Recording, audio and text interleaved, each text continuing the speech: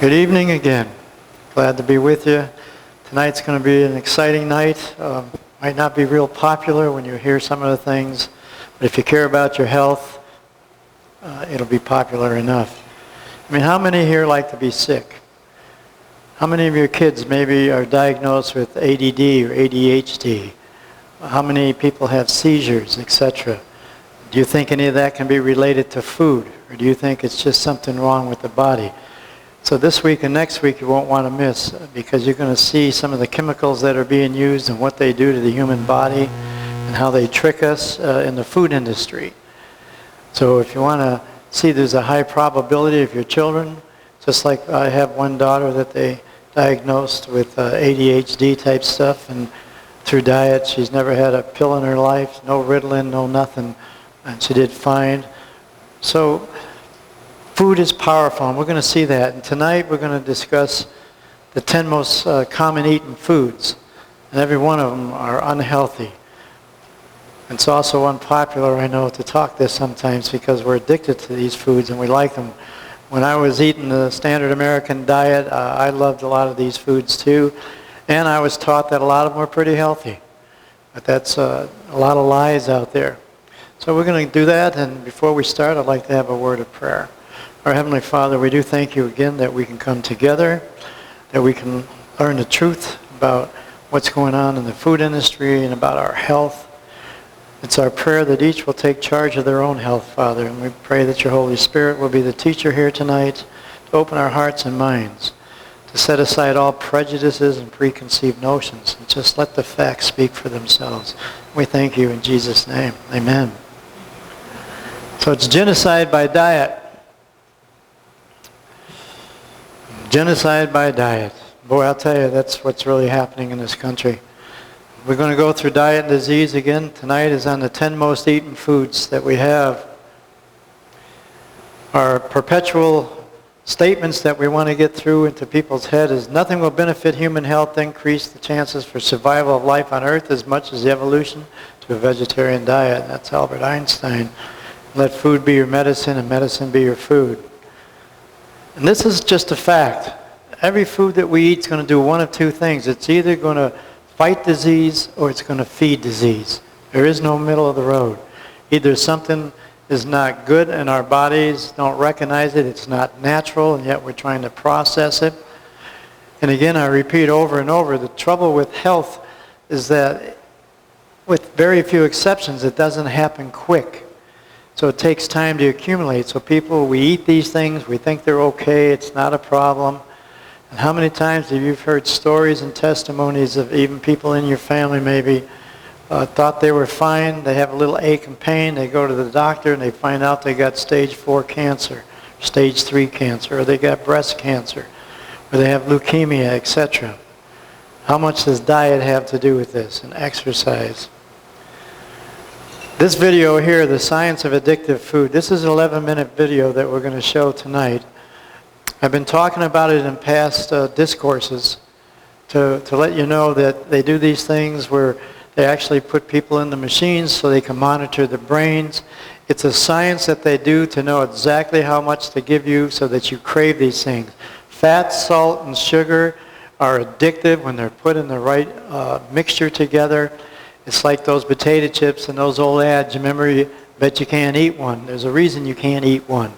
They've even gone as far as to know how much crunch to put in this. Hard to believe, but again, I have alluded to this in the past, but I want to show this tonight so you can actually see for yourself what is going on with this. So let's take a look at this video.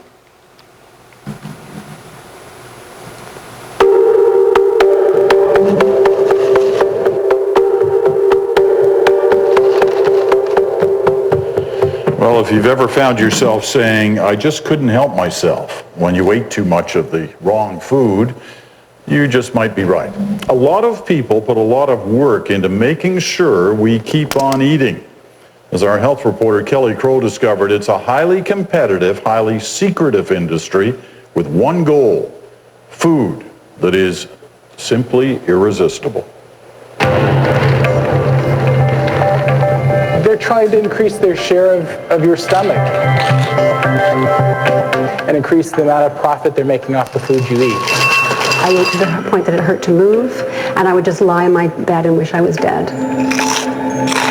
These companies rely on deep science and pure science to understand how we're attracted to food and how they can make their foods attractive to us. There's science behind that crunch. Yogurt feels that way in your mouth for a reason. The food industry is even researching the connection between the taste receptors on your tongue and the corresponding chemical reaction in your brain. The result? Carefully engineered combinations of salt, sugar, fat, and chemicals deliberately designed so you can't eat just one. Michael Moss spent 4 years investigating the science behind processed food.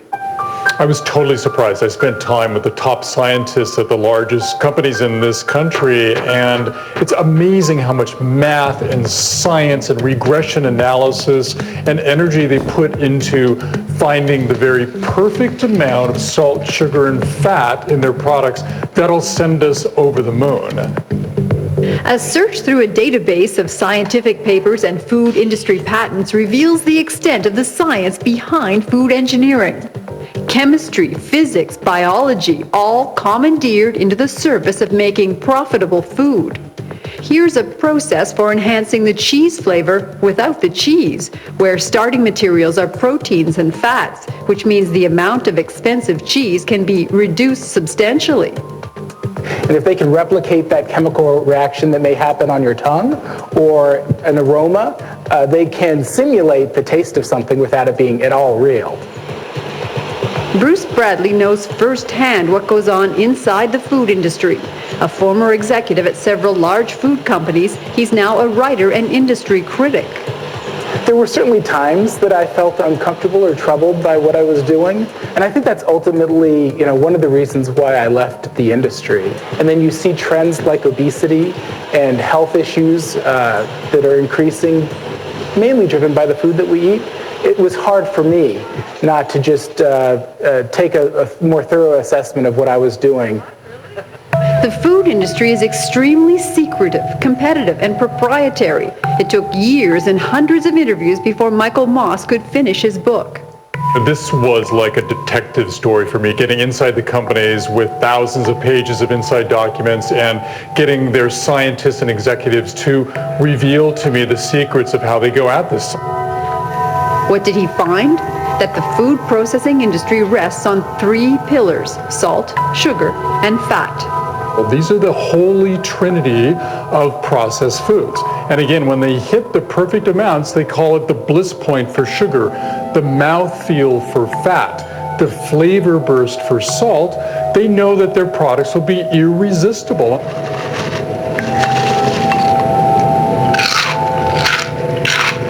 Salt, sugar, and fat in combinations nature never intended. And increasingly, scientists agree there is evidence that these highly palatable foods can be addictive. Yeah, well, for me, I'll be spooning or reaching or whatever, and I'll be thinking, I've got to stop, I've got to stop, I've got to stop, and I just don't stop. Her name is Pat, and she's a food addict. I was desperate when I was a food addict. It was really, really devastating, and I felt powerless and ashamed, and it was horrible. Her kitchen is a battleground. Every meal a challenge to remember that for her, even a taste of sugar can set her back. Seeing food will trigger it. Advertising for food will trigger it. These foods are so addictive, so appealing. Every cookie is crammed with joy. There are many food addicts who say that even long after the food stopped causing us joy, long after it started causing us misery, we still couldn't stop. How about one of those chips? Just one. So it becomes hardwired, and it's very hard to overcome. Bet you can't eat just one. And while the industry hates the word addiction more than any other word, the fact of the matter is that their research has shown them that when they hit the very perfect amounts of each of those ingredients, they'll send us over the moon. Their products will fly off the shelf, we'll eat more, we'll buy more, and as they are companies, they will make more money. we're activating those limbic structures. Francis McGlone is a neuroscientist. Brain system. As part of a BBC program, he put a British chef into a brain imaging machine and fed him chili. Every 38 seconds, Ashley had a drop of chili oil squirted on his tongue. And watched as the heat from the chili peppers triggered a release of feel-good chemicals in the brain. The consequence of that low level of pain is that it floods the brain with its own natural opiates. Francis McGlone was a pioneer, one of the first neuroscientists to work in the food industry. He spent 10 years doing neuroscience for Unilever, one of the world's largest food companies. As a basic neuroscientist, I was able to look at the mechanisms that basically drove preference for various types of food. Using neuroscience, Unilever made headlines with this finding: ice cream tickles the brain. Just one spoonful lights up the happy zones of the brain in clinical trials, the company reported. This is the other part of the body that fascinates food scientists: the mouth, the way food breaks between the teeth, the pressure of the bite force, the sound of the crunch. It's the noise, and the noise, of course, amplified by the fact that your jawbone is connected to your ears, and you really hear that crunch quite loudly as you bite. But there's also the physical requirement to chew on something and to crunch it. Just distracts you. It pulls your mind onto what you're eating. Chris Luckhurst is a food industry consultant who helps companies come up with foods that are what he calls more-ish. In other words, make you want more. They want you, at the end of each product, to reach for the next one and put it in again. And they often achieve that by having a very intense taste hit right at the front of the mouth, and then it dies off very quickly. And so by the time you've finished each mouthful, you're looking to refine that taste which you've lost. The shape of the food is also important. Chocolate should not have sharp edges. Absolutely. We're looking for chocolate to be comforting, to be a really pleasant, lovely experience in the mouth. Melt is a very soft experience. And if it's got sharp corners, you're really spoiling that and actually setting the consumer on edge slightly before they get the melt. Food scientists know what it takes to trigger the brain to stop eating. They call it sensory-specific satiety.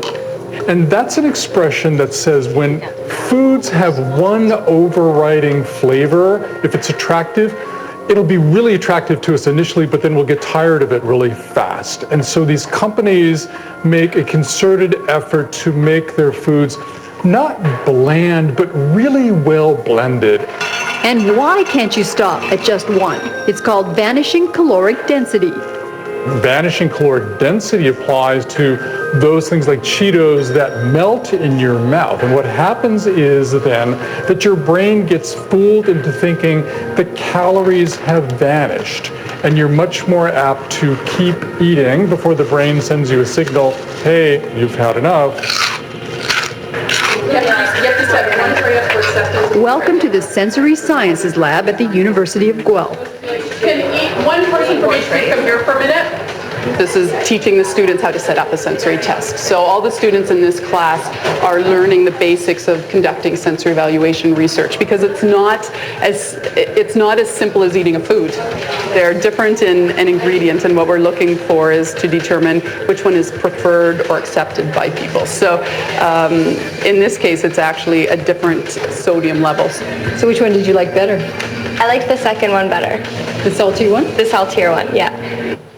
Because these products must be able to sit on the shelves for months, many of the ingredients have nothing to do with taste, but act as preservatives and chemicals to control the appearance and texture, and a series of ingredients known as flavor enhancers to trick the brain into tasting something that isn't there.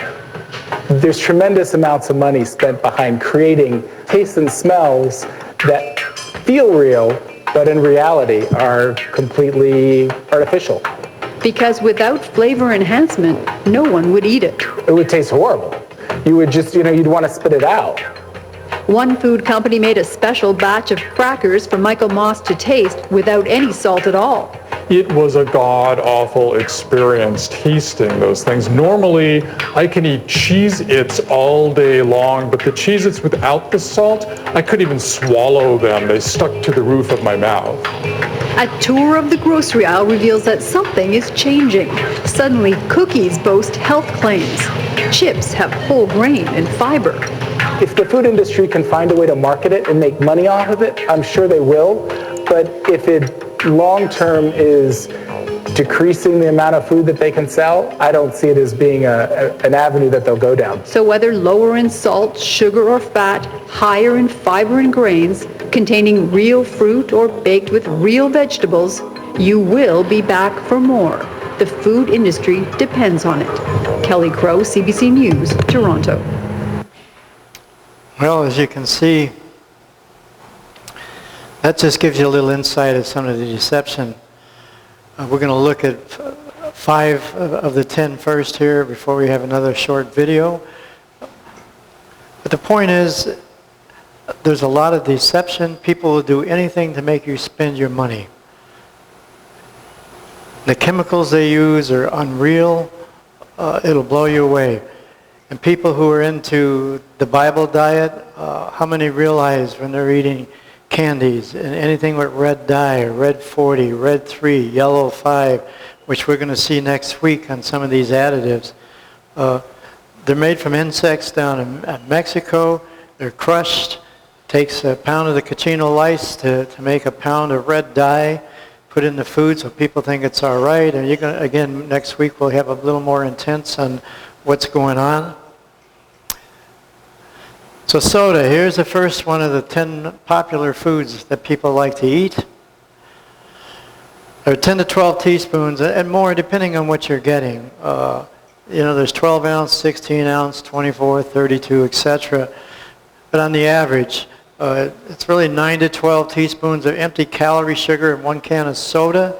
Diet sodas with artificial sweeteners will promote sugar cravings because sweeteners are sweeter than sugar, and the colorings used in soda, cancer causing. And we're going to see that next week. It's going to shock you. And you may find out if you have children with ADD and ADHD, it may be as a simple thing as some of these chemicals in their body that's messing with their head. So you don't want to miss next week. I'm going to go through these fairly quick. Again, I have the printouts for this, and when it's uplinked, you'll be able to get those attachments. Soda is called liquid candy for a reason, because of the high sugar content, like drinking a candy bar. High fructose corn syrup, major ingredients stored in the body as fat. And we've gone over high fructose corn syrup several times here. It's not a healthy product, it's cancer. Much of the products out there that have high fructose corn syrup in it have mercury in it. Our body does not process mercury. MS is misdiagnosed a lot of times for aspartame toxicity. It goes on and on and on. Chicken tenders, popular food. In fact, in this country, we kill almost 1 billion chickens a year now, just in the United States, because everything is chicken this, chicken that. And yet chicken now is one of the most toxic products you can eat. It's high in lead because of the feed that they're putting in it and several other products. But we push it as the white meat. It's better to eat than this and that. Bottom line is none of this stuff is good. None of it is safe. You'll see that everything comes back to this whole food plant-based diet when you get in. But chicken tenders are made from unusable chicken parts, just like hot dogs are. Made from whole white meat, a typical 340 calorie serving, 50% fat, heavily breaded for substance, very high carbohydrate content. Carcinogenic acrylamides are released in a high temperature frying, can cause nerve damage and cancer. This is your delicious chicken nuggets. And again, as you've seen, the promotions are fantastic. They know how to use buzzwords. Advertising and marketers have done a fantastic job to get people to believe lies as truth. Milk is the perfect food to kill you, perfect food to give you cancer. Chicken nuggets contain the flavor enhancer MSG, which causes headaches, allergic reactions. MSG is a chemical used to fatten laboratory animals and ultimately make you fat when consumed. Contains phosphates, which make the body acidic, make it impossible to burn fat properly. So you store the fat and you don't lose weight. And then people who are trying say, I just don't understand it. You know, I'm eating better, I'm eating the white meats, and I'm not doing this, I'm not doing that. But they don't realize what these chemicals that they're putting inside of these foods are doing to their bodies. So we just have to get a little education, be wise. The bottom line is our bodies were not made for unnatural things to process. They were not made for some of these synthetic chemicals. So when we eat foods with these chemicals, we're going to have problems, even though we don't see it and we don't know what it is. Some chicken nuggets contain aluminum, which is toxic to the brain, poisons the metabolism, deep fried in oxidized oil that is reused for weeks at a time. Ice cream, another favorite of Americans, right? High in fat content. In fact, 1 pint of ice cream has the same amount of cholesterol as eating 39 pieces of bacon. 1 serving, 4 ounces, can provide as much as 50% of the recommended fat for the day. It's high in carbohydrates. Servings 40% of your total recommended carb. High in sugar, promotes sugar cravings, causes skin to wrinkle. And when we get these cravings, our body is going to pursue something to kill that. That's just how it is. That's why we got a lot of people who graze in between meals, as we call it. They graze all day long. Full of hydrogenated and trans fats, which are unnatural and elevate cholesterol. Clog arteries, create free radicals, which may cause cancer. Hormones put into the cows to increase milk production, slow your metabolism, cause breast and ovarian tumors, cysts, and cancer that have been proven. The dairy products, again, are a main contributor for type 1 diabetes, leukemia, etc. I keep pushing people to learn, get off of dairy. It doesn't matter what the dairy industry says and people out there who are making money off that. We know for a fact what's happening to these animals. We know that from the dairy industry itself, admitting 89% of the dairy herds with leukemia. It's terrible. Donuts, another all-time American. This is how we supply our police force, right? The average donut contains about 300 calories, provides more than 50% of the daily carbohydrate intake, high in salt contents, which will promote water retention. Donuts are deep fried in oxidized oil, like anything else that's deep fried, that is reused for weeks at a time. My career in food service, I will second that. It's just a fact. I used to manage a seafood restaurant. We use those oils, we strain them every night, but we use them for weeks in and weeks out. They get rancid, but they're high temperature. They're supposed to kill everything. Oils at high temperatures develop rancidity and free radicals, which can poison and slow your metabolism, seriously threaten your health, has high sugar content, promotes sugar cravings, ages with skin. And flavored ones are even worse. That's just a plain donut. Potato chips, one of the all-time American favorites. I joke about it. I told people, of all the things I know about health, it's only a year ago I finally got victory on potato chips. So I understand the struggles. But when you learn these things, it's just important. You have to take charge of your own health. Nobody else can do that. We should not expect doctors to fix everything. They're not trained to do that. They're trained in pharmaceuticals, not nutraceuticals. Potato chips, 4 pounds of potatoes to make 1 pound of potato chips. Very calorie dense, or a small 2-ounce bag, over 300 calories. Chips are deep fried in oxidized oil that is reused for weeks at a time. Deep fried at high temperatures cause those acrylamides to be released. They're a known cancer-causing agent that also causes nerve damage. This is known. This isn't suspected. So we know that the acrylamides do this to the body. And we know that these foods have those in there. So no wonder people are getting diseases. And how many people realize this? We think it's just a potato. You know, it's fried. I know it has a little oil, but it's a lot more than that.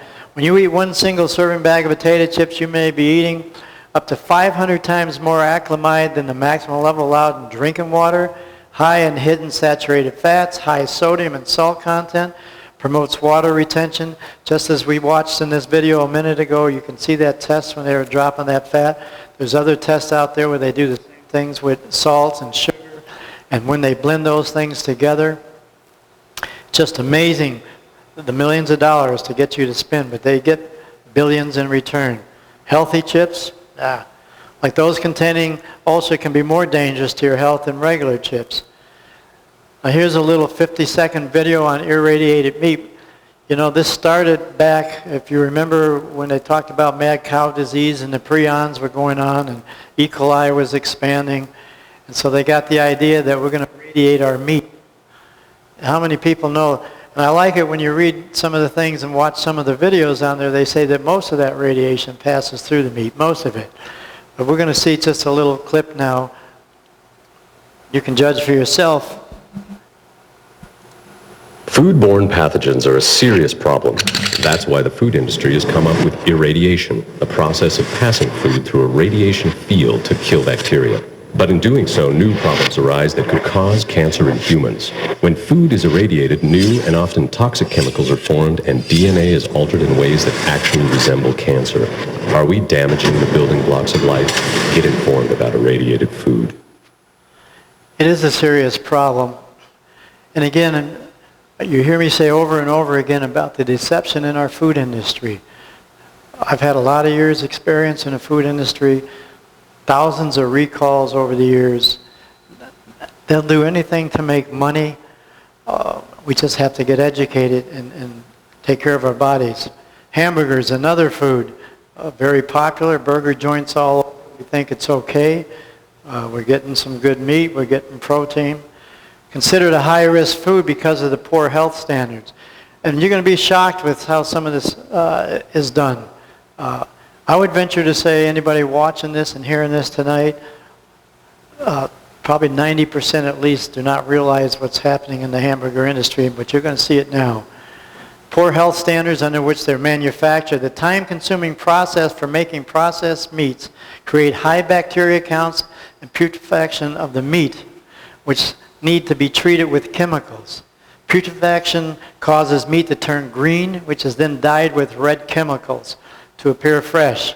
The red chemicals, as we're going to learn next week, those are carcinogenic too.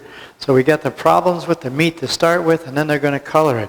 And then we're going to see what they do with carbon monoxide with all this.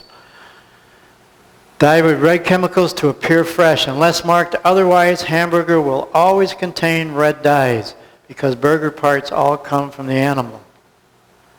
Pure beef can be used on the label. It's just like hot dogs. When I went through chef school, it was second or third week, we had to go through a meat factory and watch them make hot dogs. I mean, everything that's it's not usable is in there, from eyeballs, pick a subject. But the reason they can call it 100% beef is because they're all parts of the cow, so it's 100% beef. So technically it is. But the average consumer, when we hear 100% beef, we're thinking meat. We're not thinking eyeballs, intestines, and all other types of stuff that they use.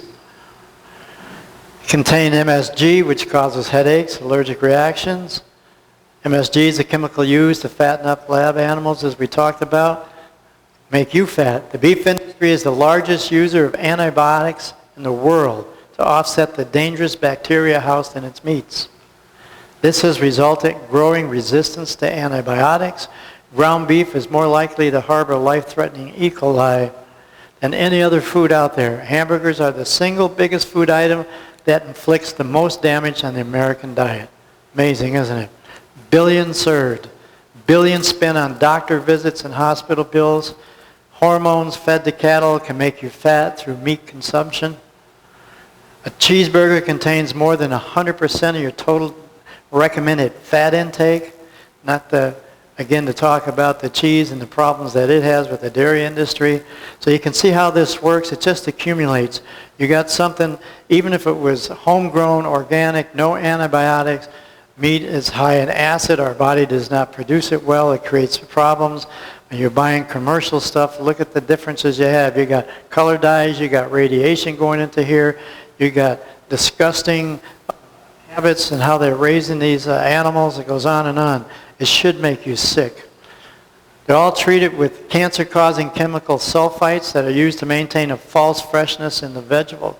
Most burgers contain 1,090 milligrams of sodium. That's 45% daily recommended, and promote water retention. We're going to watch just a little short video here now again on carbon monoxide, and it's in our beef, chicken, and seafood. Again, they find all these ways to make their product look fresh. I will tell you one thing now, if you're going to continue and you want to eat meat products and stuff, never buy the ones that are on sale. Just don't buy anything that's on sale. We'll explain that later on. But let's watch this short video on carbon monoxide and why they put it in your food and how you can end up eating spoiled meat and not know that it's spoiled.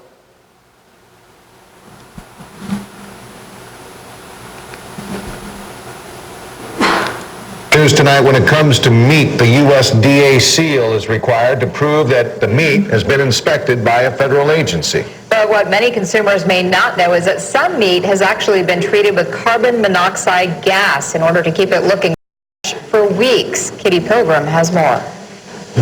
Red, fresh meat, or is it? Congressional hearings pointed to the pitfalls of treating meat with carbon monoxide. Treating meat with carbon monoxide allows the meat to keep its freshly ground red color, even though the meat may have spoiled.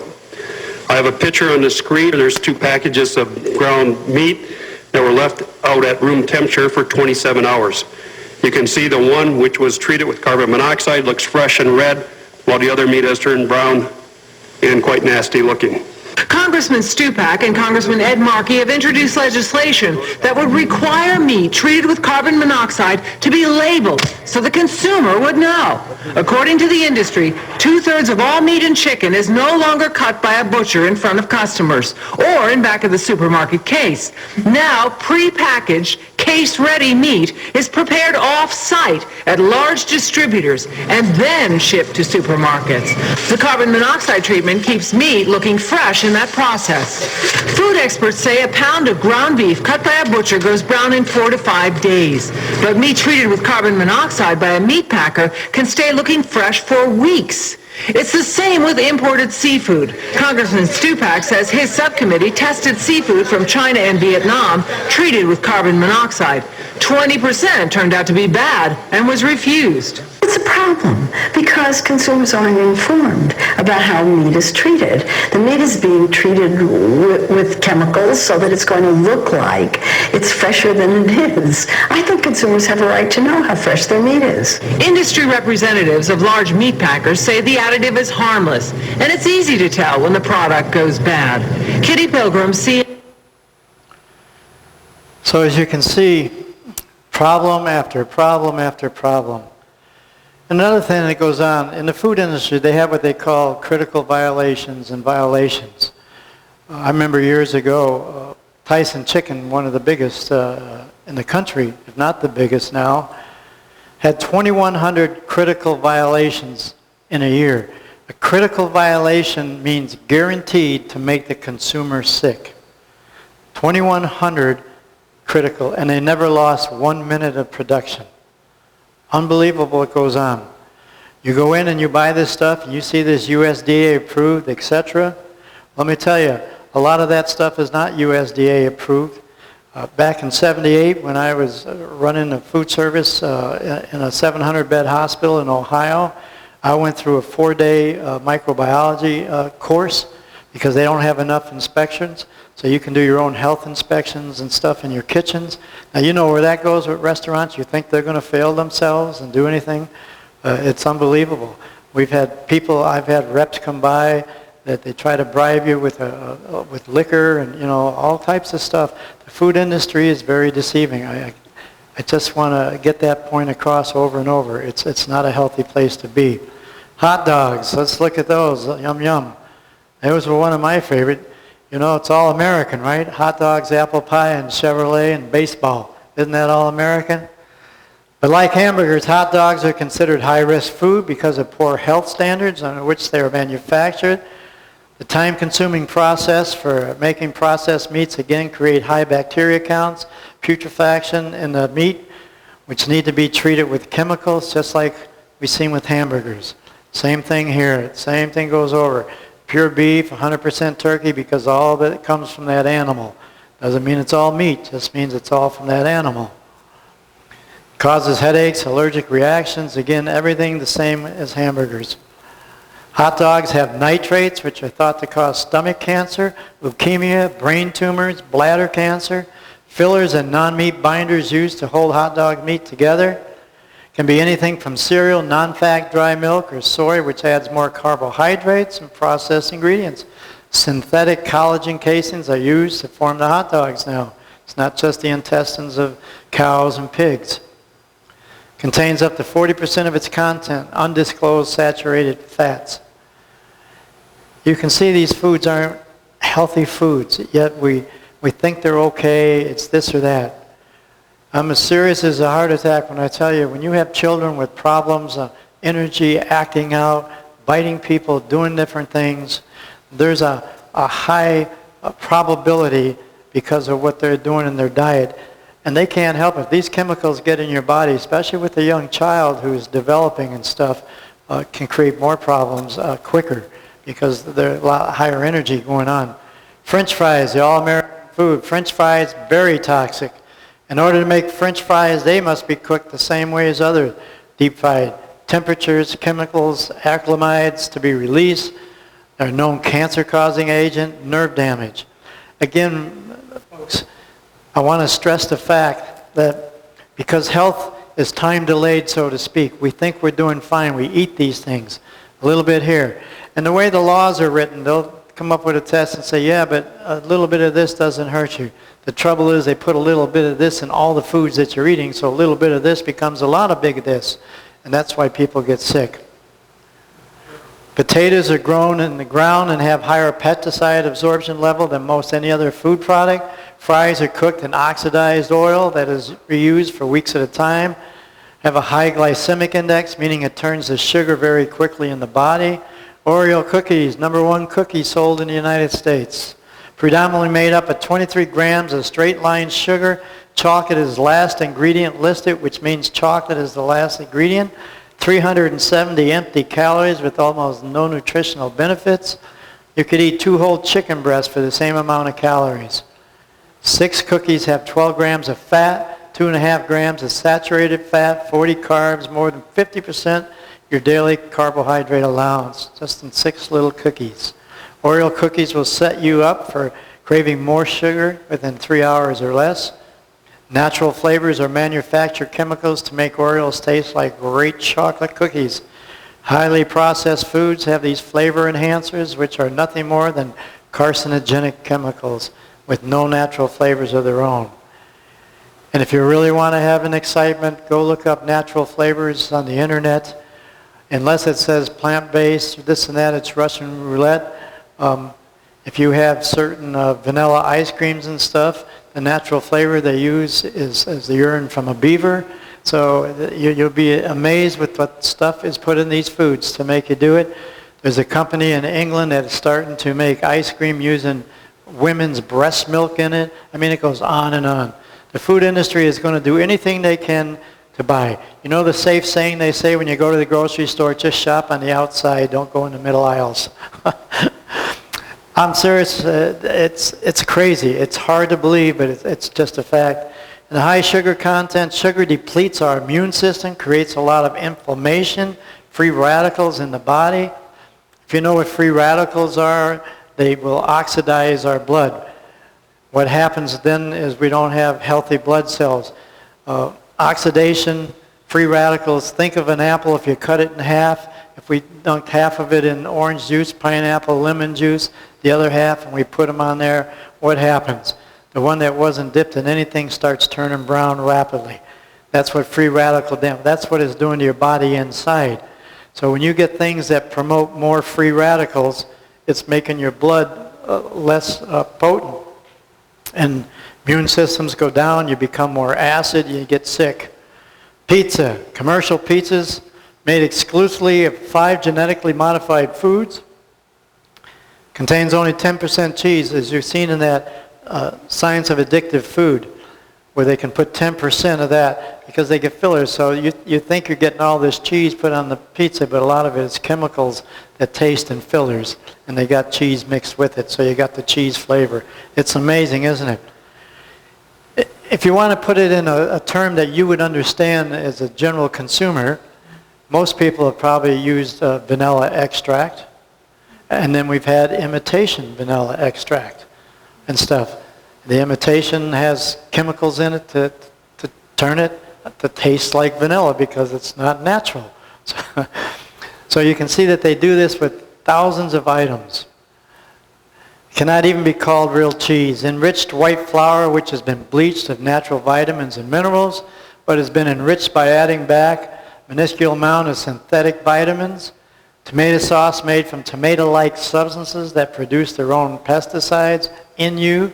Wheat in the pizza crust is genetically modified in most cases. Contain cottonseed oil. You'll see that on a lot of products. Cotton is not a food. Is it a food? Anybody here go around eating cotton balls? I don't think so. So we press the oil out of something that's not a food, and we put it into food. The seed carries most of the poison of the cotton plant. Pizza is baked at such a high temperature the crust will form acrylamide, which is a known cancer-causing agent. Also nerve damage. Pepperoni and sausage toppings at high risk, processed meats, nitrates, chemicals, preservatives. We're told our bodies are fearfully and wonderfully made. After you see this stuff and hear this, and we pump this stuff in ourselves for years, we ought to be saying, wow, praise the Lord, we are fearfully and wonderfully made. But there's a breaking point for all of us. Our bodies can only do this stuff for so long. Note on the acrylamides, because that's a big word and most people have never heard of it. It's a chemical widely used during the manufacturing of paper, dye, and other industrial products. Can also be formed when certain foods are cooked at high temperatures. That's why we look at potato chips and French fries and those type of things, onion rings, all that stuff, anything that's deep fried out there, you're going to have the same problems.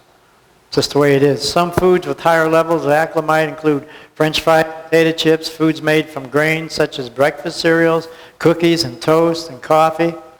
And if you remember, it's just Russian roulette out there. We did the one a few weeks back shown with the metal shavings in the cereal that they do so they can call it high iron.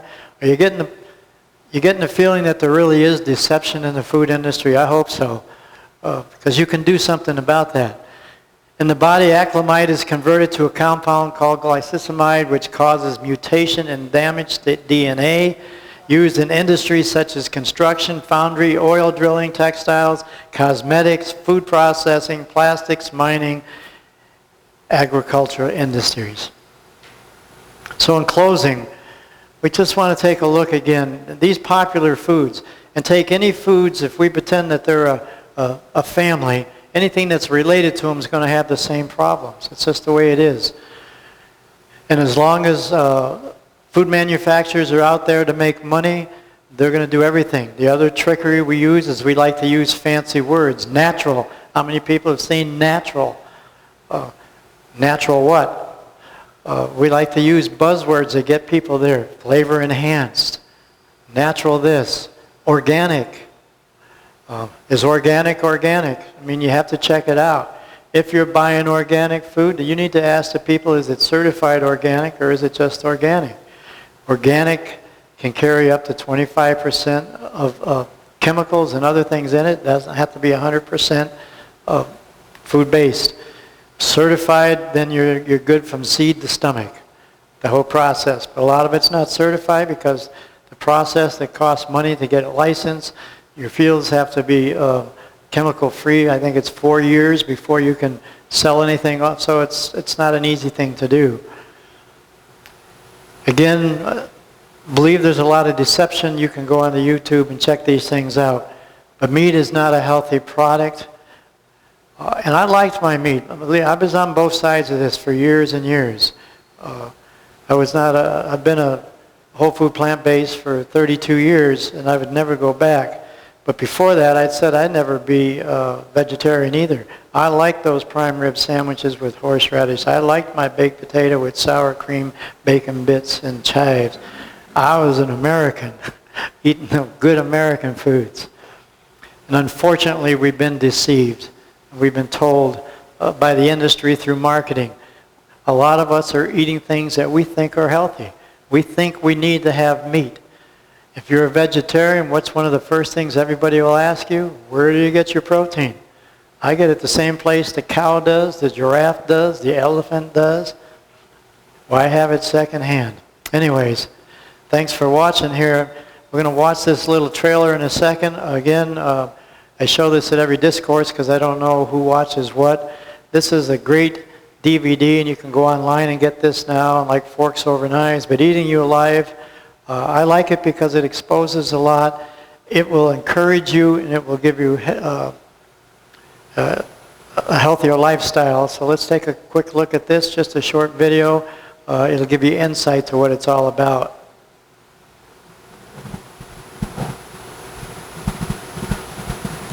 People aren't living longer, they're dying longer. I'm a steak guy. Fish. Sushi, actually. Got up as heavy as 518 pounds.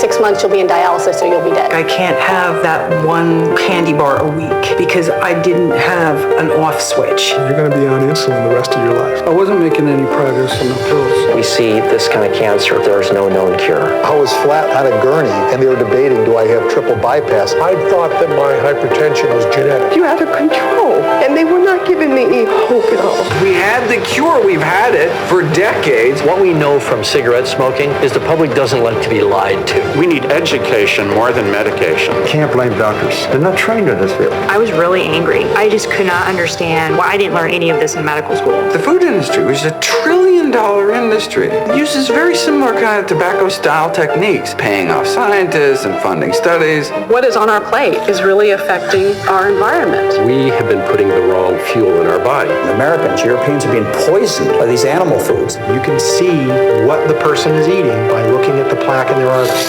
There's a plaque right there. We were literally bypassing the problem. Without some serious lifestyle changes, this guy will be back. Foods are the cause of diabetes, of heart disease, of many forms of cancer, of hypertension. And if they're the cause, they can also be the solution. I had to really look at it to see patients that I knew should be dead by my conventional training, alive and well, tumors melting away. The power is not inside of our hands as physicians. The power is inside your hands through your life choices. Don't let your culture hold your heart hostage. Many symptoms and diseases just melt away even after being there for years. The doctor said this woman alleges to have lupus, but we're not finding any evidence of it. Doctor says you're no longer diabetic.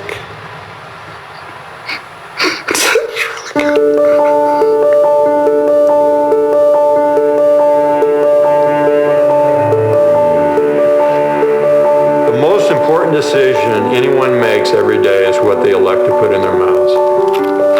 I need to make a change, but what do I do? In the nutrition classes that I teach, a big component of that is taking people to the grocery store and doing hands-on training and teach people label reading. I think it is something that will really work. It's just my habits. Probably 95% of America has no idea how to eat. It's not so much about trying to invent a new way of life, but rather discovering the foods that are right here in front of you. I think that's the gift of the plant-based diet, is it really kind of taps into all your different creative parts and you just start really experiencing a new variety. This is my garlic Alfredo. It's just 7 ingredients. Just start out with chopping some onions, chopping some garlic. We're on the cusp of a paradigm shift. To me, this is the future of food. I can't imagine another way that we could have a greater impact on our health. Standing in front of you is obviously not a hindrance in bodybuilding to eat whole plant foods. To be able to push through 90 minutes and not get stopped by muscle cramps was an amazing feeling. Food is powerful. I've been in medicine for over 30 years, and for the very first time, I can truly look someone in the eye and I can say, I can heal you. Why isn't every person trying this? It's the best thing that ever happened to me. It saved my life, it saved my marriage. It's really nice to do things when you get results. Here, I was in control all along. Gave me freedom. This is where medicine should be. Come on. What's on your plate? So as we can see, food is powerful. Nobody has a problem thinking that if we eat a bunch of junk and a pound of candy, we get sick. But if we tell you to eliminate that and put healthy stuff, you will heal. And you will. Nothing's 100% in the world. But when it comes to cancer and these diseases, you're in the very high percentage for the whole food plant-based for reversing those diseases, curing those diseases, much more than chemicals will ever do. It's just a fact. Dr. Greger, Michael Greger, who did that How Not to Die book, I like his analogy. You know, it's cigarette warnings on cigarette packs took like 7,000 research projects and stuff. He says you figured after 6,000 they would have figured out this stuff is damaging.